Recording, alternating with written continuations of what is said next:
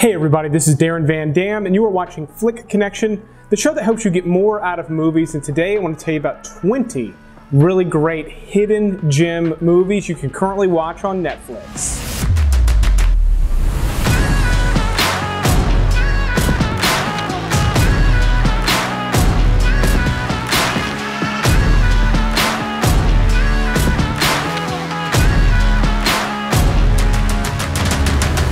So per usual with these hidden gem lists, this is a very broad field of movies. But the bottom half of this list, which is numbers 20 through 11 for those of you who still have your socks on, I've got a decent amount of fun, funny movies, a couple comedies in the mix, and then the list gets a little more serious as we get towards the number one spot, as we get to the better movies and the better recommendations. This video is sponsored by Nirvana CBD, and I'll tell you more about their great stuff about midway through this list. But let's go ahead and start with my number 20 pick, The Long Dumb Road.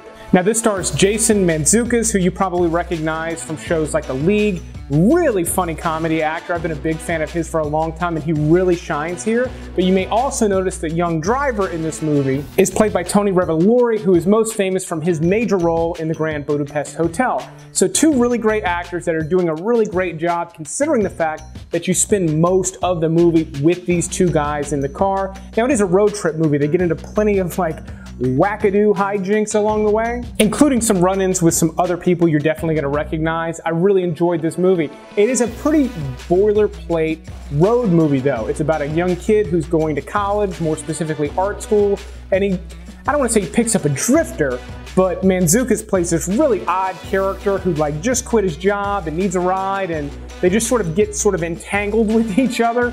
And I thought it worked out really well. This is very much a coming of age thing. You're watching this kid learn what to do, and I think more importantly in this movie, what not to do with his life. Yet he's learning a lot from this guy who is basically, I guess, for lack of a better phrase, wasted his life. And I thought it played out well. There's plenty of laughs, but there's also some heart to it. Now, one for the whole family, really, it's for the kids, but you're gonna enjoy watching it with them, is Gnome Alone. This is a Netflix original animated movie about these little creatures and these garden gnomes that team up with these kids to help kill these little monsters. This is a fun movie for a couple of reasons. One, the animation style is great, but it's very different. I don't feel like I'm watching the same formula. I mean, obviously there is a formula to it because it's simple enough that kids can follow it, but there's these crazy little monsters that are just scary enough for really little, but probably not too scary for anyone over the age of 4 or 5. I thought this was fun. My kids love watching this one with me. I feel like I'm being entertained along the way, which doesn't always happen, especially with Netflix original movies for kids. But this one happens to be a real gem, which is why it makes this list. Killing Gunther is one that I have talked about recently. When they added it just a month or so ago, I had not seen it. I had kind of written it off, was not that interested in this movie, and I was wrong. This is a very fun movie about a ragtag group of hitmen that are trying to take out the world's greatest hitman, Gunther, who is played by none other than Arnold Schwarzenegger. Now, do not watch this movie for Arnold Schwarzenegger. He's barely in it. When he's in it, it's great, it's fun. You're not going to see a whole lot of Schwarzenegger. What you are going to see, though, is a really eclectic cast of these different hitman types. It's got a documentary style, a found footage type thing, but they don't overdo it in that department. It just drives the story forward, and it's funny. The characters are crazy. They're all so different in the stuff that they bring to the table. Movie lovers should really enjoy this movie because they play with so many tropes and cliches from hitman movies. They have a lot of fun with it, and that is what I enjoyed most about Killing Gunther. Number 17 is a documentary, but it's one of the most fun times I've had watching a documentary in a really long time, and that is The Legend of Cocaine Island. Now, this is based on a true story, obviously. It's following a couple of main characters who basically get wind that there is a ton of cocaine buried on this island somewhere, and they try to recover it. And the documentary is this like a story, like an account from the guys that lived this whole epic story of how they went to this island, how they searched for the cocaine, how they found a buyer, and it's all true, and it's a really wild yet really entertaining story as well. They do a lot of reenactments that are done pretty well. So if you're interested in a crime thing that's maybe not too serious, this is a fantastic way to go. All right, we're not done with the light comedy stuff, but my next pick is the heaviest one we've talked about so far, by far. It's called Sweet Virginia. This stars Jon Bernthal, who you recognize from a ton of things, but most likely Shane from The Walking Dead or The Punisher. Now, he is fantastic in this. This is a slow burn sort of crime drama thing.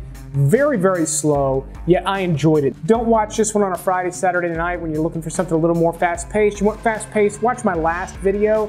There's a ton of fast-paced stuff on that one. If you want something just a little more engrossing that's got some really fantastic performances, that's not overly dark, but it is not gonna put you in a good mood.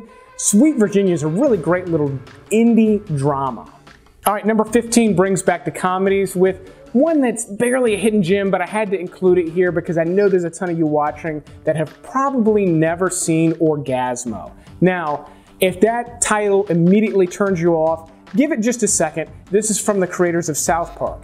If that immediately turns you off, give it just a second. The creators of South Park are the guys behind the Book of Mormon, one of the biggest hit Broadway things to have come out other than Hamilton in the last several years. So it's not as if they're just total lowbrow garbage, but Orgasmo has got a lot of lowbrow jokes in it. It is about a Mormon who sort of reluctantly becomes a porn star. I'm not going to explain anything else. If that interests you and you find their brand of humor the least bit funny, definitely watch this movie.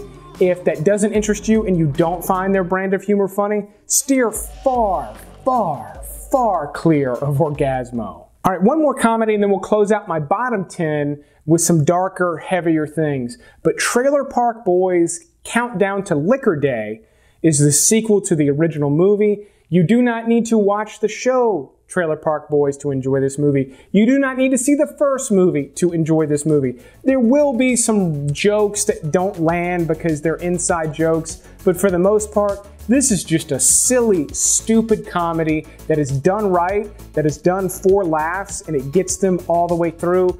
I love this movie. I think I love this one more than the original, and I think I love the movies more than I love the show, but these guys are hilarious. If you've never watched any of the Trailer Park Boys stuff, it's way better than you would expect it to be. Trust me, if you want to watch just a funny screwball type comedy, they don't get much better than this on Netflix right now. Trust me, I genuinely looked through their entire library to put one of these videos together, and this is as good as it gets in that category. All right, number 13 brings a dark one, and it is a new one. It just got added to Netflix like a week ago. It's called What Keeps You Alive. Now, this is about a lesbian couple who are out in the woods on a camping trip, and one of them is trying to kill the other. That's basically all you need to know. Is it important that they're lesbians? Not really for the story, except for the fact that you get a female villain and a female victim, and that aspect, it's not like you never see it, but you don't see that very often, and I think it plays out really well in this particular movie, and I like that aspect of it. It was a little bit different than some of the other movies I've seen in this vein, movies like Eden Lake. It just had a different angle on it because of that. There's also a couple little weird things that ultimately do work, but this is just a run for your life, the entire movie type of a thing. Takes a few minutes getting in, but once it's in, it locks you in and it doesn't let go. It's bloody, it's gross, it's wild. If that tickles your fancy, definitely give this one a shot. Now my number 12 pick is a Netflix original movie that I don't know why it didn't get more buzz. I mean, I guess I do have it at number 12. It's not quite in the top 10, but it's still pretty damn good. And that's All Day and a Night. This is kind of a prison movie where you're dealing with a son who's been put in prison. His father's already in there, so you get that dynamic. Jeffrey Wright plays the father. He does a killer job in this role. I've always loved him. And it was cool to see him back in one of these sort of bad guy roles again.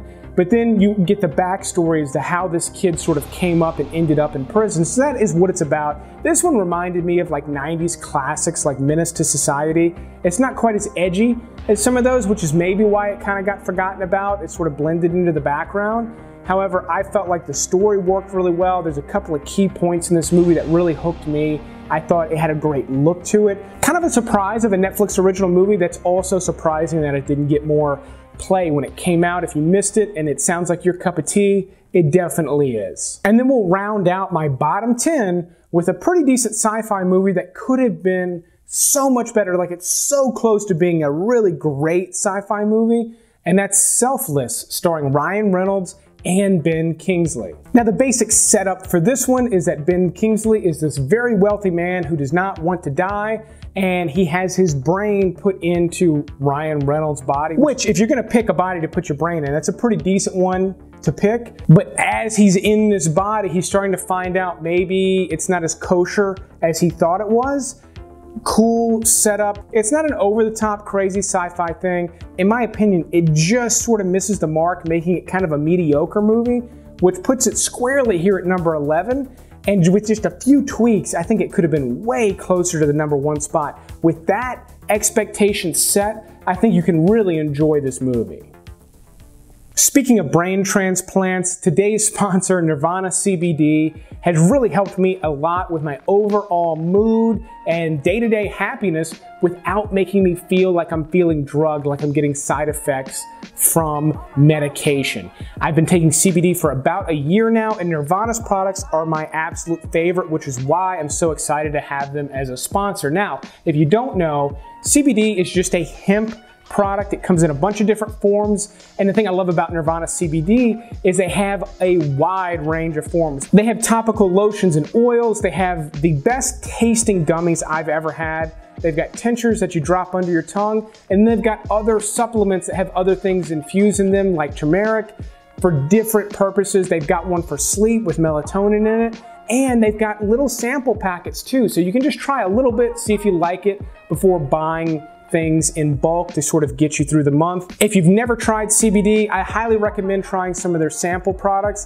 There's a link in the description below. And if you have tried CBD before, I strongly recommend giving Nirvana a shot. And my viewers, for a limited time, get 10% off their order. Just use the code FLICK10 and follow the link in the description. Place your order, enjoy the CBD. Be sure to let me know in the comments on a future video how you feel about it. I'm loving it. I hope you do too. But let's go ahead and move on with the top 10 picks on this list. Black Sea is one that I have not talked about in a while. It's been on Netflix for years now. If you have not seen it, it is a fantastic and unusual, more importantly, it's an unusual heist flick starring Jude Law and Ben Mendelsohn, and then there's some good supporting cast members as well. But the thing that's unusual about this one is that they're in a submarine and they're trying to recover a bunch of stolen Nazi gold from an old bombed out Nazi sub. So the great thing is you get two things happening at once. You get a fantastic submarine movie. It's tight, it's claustrophobic. The guys are kind of at each other because, again, these are not military guys. These are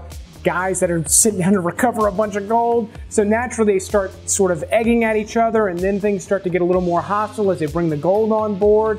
And then you also get the heist element where they're trying to pull this off in secret. I love me some heist movies. It's one of my favorite subgenres.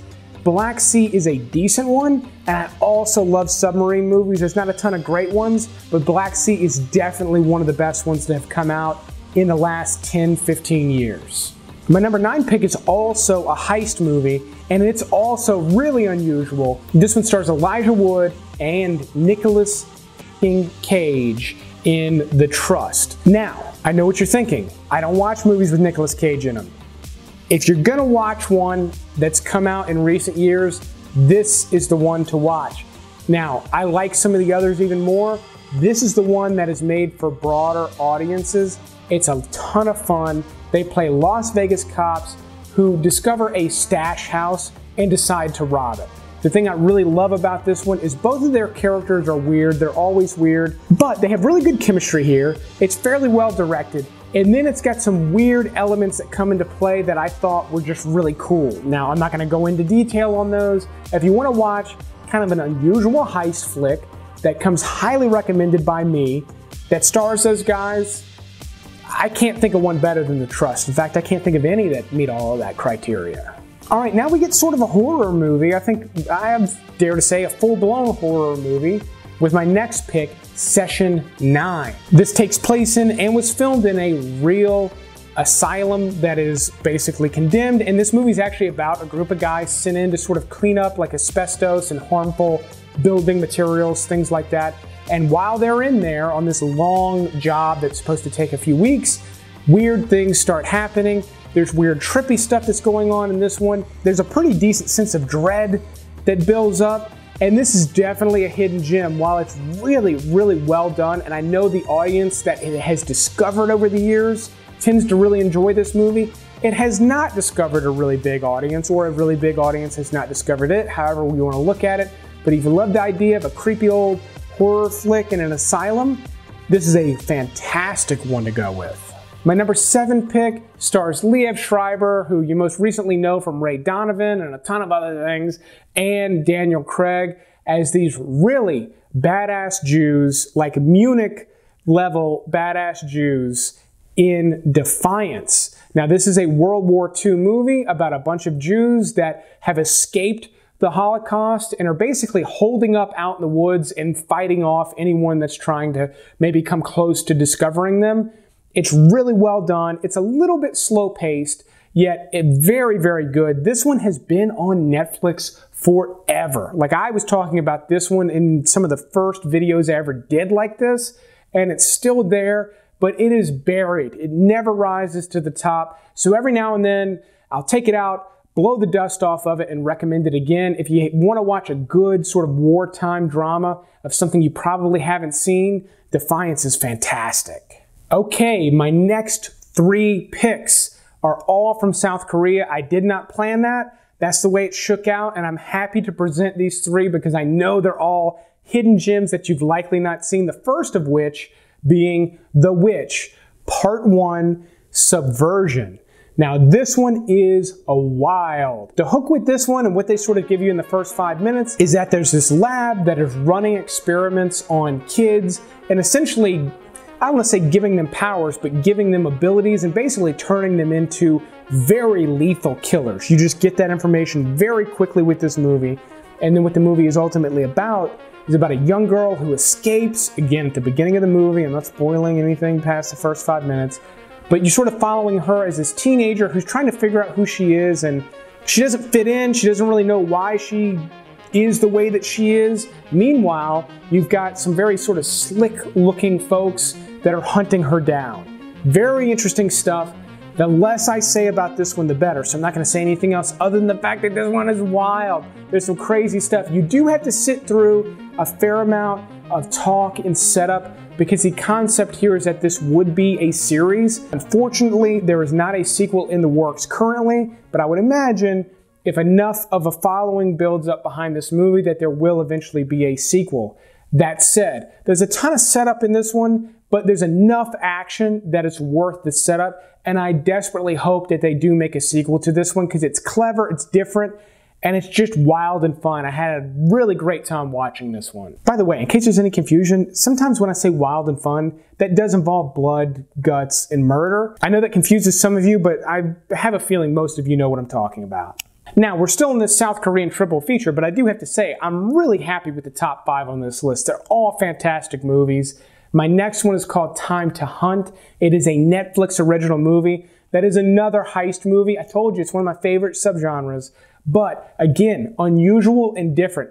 The very unusual thing about this one is that the heist takes place at around the 30-minute mark, and this is a 2-hour movie.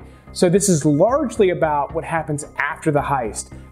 Do not mistake that for meaning that there's no action. There's a ton of action after this heist, because this is about some young guys who decide to pull up this casino, and it is way above their pay grade. Like, they did not know what they were getting into. And it's all set amid this sort of backdrop of this future where cities are just overrun with crime and violence, and they're not a safe place to be. So it just adds a little extra flavor, and it adds some motivation for the story, so it is relevant. But it just, again, it just adds a little bit of flavor. I dug that aspect of it and dug the fact that the heist takes place so early in this one. I just had no idea where they were going to go with it from that point, and I loved where they went with it. All right, and then my next one, the final one from South Korea, is called Burning, and this one is much heavier, much slower, but very, very good. This is another one, the less I say the better, because ultimately you don't really know what kind of movie you're watching till you get very, very far into this one. But it's a heavy drama, a very personal drama, yet it's got a very, very dark element sort of mixed into it that you're not really going to discover till you get much further into this movie. It is a slow burn, no pun intended, it really is, but it's fantastically acted, really well written. I loved the way this story unfolded. I kept kind of waiting. I'm like, is this just going to be sort of a little indie flick about like some people that are going through some stuff? And there's more to it, and I was very happy with what there was to this movie. If the mystery that I'm coating this one with interests you, do yourself a favor and check it out. It is a fantastic movie, which is why it lands so high up on this list. And then my number 3 pick, one that I recommended recently, but I have to do it again because so many of you were so excited. You came back. You went and watched this movie, came back to the video where I recommended it, and thanked me for recommending that movie. It happens sometimes. This is one of the movies. It's called The Guest. It stars Dan Stevens. I ain't telling you shit about this movie. The less you know, the better. If I haven't sold it by now, just look at it. It's beautiful. Macon Monroe, who I love, has a really great role here as well. This one does take a while getting into it, but it's got a cool vibe. It's got a great little soundtrack to it. And there's enough mystery throughout it to just be like, man, what is going on here? What is happening? But if you love Darren Van Dam's recommendations, you are going to love The Guest. Don't just take it from me. There's plenty of other people who have said likewise. If you're one of them, let everybody else know in the comments to check this movie out. But I was super excited when they added it back to Netflix because now I can finally talk about it again. Now, before my top 2 picks, if you're new here and you've stayed with me this long on the video, definitely go ahead and click that subscribe button and be sure to click the little bell icon so you get notified when I put out new videos just like this one, but different. Or if you're a longtime viewer and you want to get bonus content out of me, you can click the join button below this video and see what that's all about and see if you want to become a channel member and access some bonus content. Now, my number 2 pick has been one of my favorite little hidden gems on Netflix for years now. I'd say 2 or 3 years. The movie's not that old. But Blue Ruin is actually from the same director as Green Room, which I know a lot of you enjoyed, and Hold the Dark. Now, Hold the Dark is a Netflix original movie that is pretty highbrow and it's got a mixed reviews from audience. However, Green Room, a lot of people tend to like, and I find the same with Blue Ruin. Blue Ruin feels a little slow paced, but when you look at what's actually unfolding in this movie, it's a good nail-biting thriller. If you love movies like No Country for Old Men, this one has different flavor. This one has a different flavor because it doesn't take place in Texas or anything like that, but there's not much dialogue because you're just sort of following a guy who's either trying to kill someone or trying not to be killed. Very, very well executed. That's a hard thing to pull off. And for a fairly junior director at the time that this movie was made, I think Jeremy Saulnier did an amazing job with this movie. This is my type of movie. I love everything about it. Honestly, if you like some of the other picks I have here, Blue Ruin's better. And then my number 1 pick, another hidden gem that I love to recommend, and I haven't done it in a long time, and that is Kon Tiki. Now, this is based on the true story of Thor Heyerdahl, who went across the Pacific on a balsa wood raft with no steering or anything to try and prove that the Polynesian islands were actually settled by people from South America rather than Asia, which is what was believed before that. While that does matter and it is relevant, essentially what you get is a beautiful adventure movie. This movie has some amazing shots in it, and it is just an amazing story. Back when this happened, most of the world had been discovered by that point, and explorers were kind of a dying breed, and this just lit a fire in the spirit of exploration in the world, and it's largely believed that we may not have gone to the moon when we did had it not been for this really famous, I guess you can call it an expedition. There was a book, there was a documentary, and this beautiful movie does this story justice. It really does. They nailed it with this movie. I don't know how they could have made this one better. It's not very widely known about or appreciated. I love it. I hope you do as well. Let me know of some other great hidden gems that you've recently found on Netflix in the comments below so we can all enjoy them. And let's also thank the Patreon supporters. They are the reason shows like this get made, so you have them to thank. There is a link in the description below if you're interested in becoming a Patreon supporter and supporting the show that way. You can see your name here. Or like I said, there is a join button where you can access bonus content if that's what you would prefer. And of course, likes, comments, shares always help support the channel. Your support is appreciated however you choose to give it, but I will keep making videos like this as long as you keep watching them. Thanks for watching this Hidden Gems list, and you will see me on the next one.